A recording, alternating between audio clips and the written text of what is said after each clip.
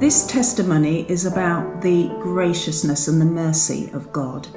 And the verse that I would like to read to you is from Isaiah 46:4, and it says, the New English Translation, "Even when you are old, I will take care of you. Even when you have grey hair, I will carry you.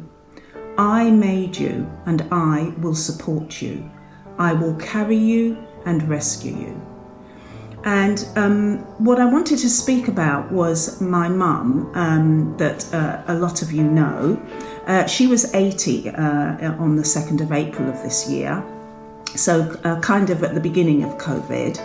And she went on a trip before this time, so probably around the beginning of March. And it was a trip that had been planned for a while. She didn't cancel it because obviously she wouldn't get any money back.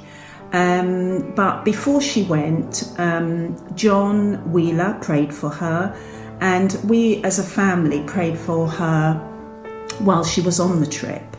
The trip encompassed a flight to Dubai, and then it was supposed to be a 15-day cruise around India. So she took the flight, they went to a few stops, and then 8 days into the cruise, the cruise company decided to stop the cruise and send everybody home because the ports didn't want the ship to dock or the passengers to disembark.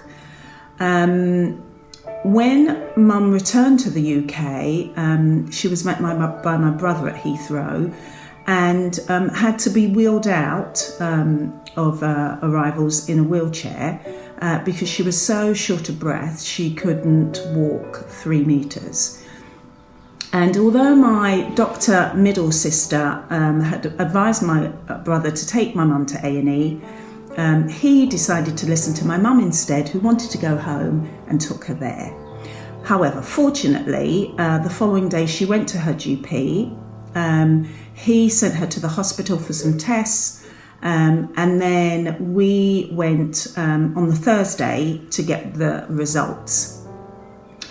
Because she hadn't quite told the GP the full story, when I told him that she'd been on a flight to Dubai and been around India, and she did have a cough before she left, coupled with the shortness of breath, he immediately gathered all his bits together, left his office, left us in there. We could only communicate to the reception desk by phone, and they put a note on the back of the door to say "do not enter." So it was a little bit, you get the feeling of what lepers might have felt like in the old days, so in Bible days. So anyway, that happened, and we waited in that surgery for 5 hours, firstly trying to get through to 111 to get some advice, and secondly, once we had gotten through to 111, to wait for an ambulance that never did arrive in the end. However, we went to King's College, and the GP had given us a letter, and so we got seen very, very quickly. My mum had further investigation and was diagnosed with what they called a massive pulmonary embolism.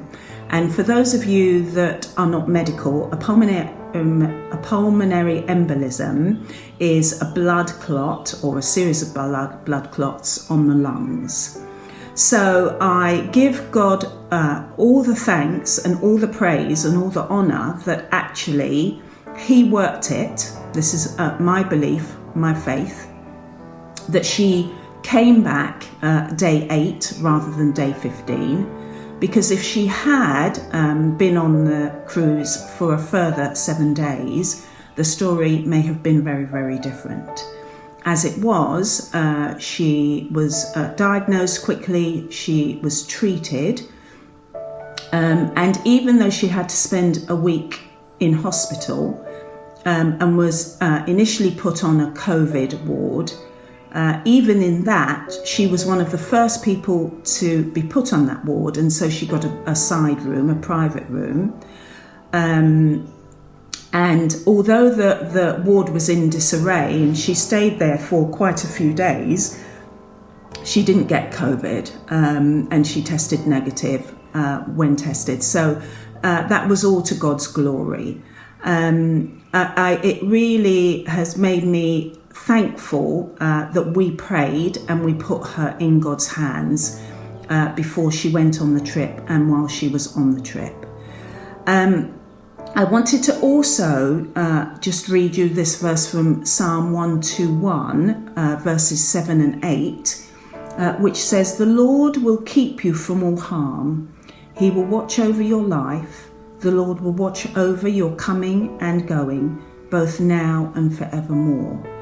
So when people are going away, or even if you're just doing your day-to-day stuff but leaving home, it might be a great idea to just say, "Lord, would you protect me? Lord, would you be with me?